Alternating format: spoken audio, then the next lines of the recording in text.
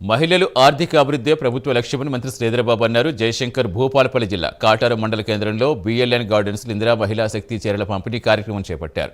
దీనిలో పాల్గొని మహిళలకు చీరలు అందించారు మంత్రి శ్రీధరబాబు. మహిళల గౌరవం కాపాడే విధంగా నాణ్యమైన చీరలు అందించామన్నారు. మహిళల కోసం అనేక సంక్షేమ పథకాలు తీసుకొచ్చామన్న ఆయన వృత్తి నైపుణ్య శిక్షణా కేంద్రాలు ఏర్పాటు చేస్తామన్నారు. స్త్రీలను ఆర్థికంగా ఎదిగేందుకు సీఎం రేవంత్ రెడ్డి కాంగ్రెస్ ప్రభుత్వం కృషి చేస్తోందని శ్రీధరబాబు తెలిపారు.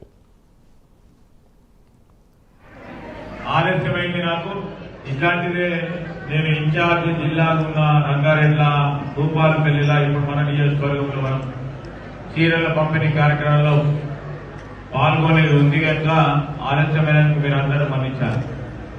జిల్లా కలెక్టర్ గారు, కొత్తగా మన జిల్లాకు వచ్చేసిన ఎస్పీ గారు, అదేవిధంగా అడిషనల్ కలెక్టర్ గారు, సబ్ కలెక్టర్ గారికి, ప్రకాష్ రెడ్డి గారు, జిల్లా రెడ్ కార్పొరేషన్ చైర్మన్ డైరెక్టర్ గారు, ప్రభుత్వం మీకు ఒక స్మార్ట్ ఫ్రీ బస్సు ప్రయాణం కలిగించింది 2 సంవత్సరాల క్రితం.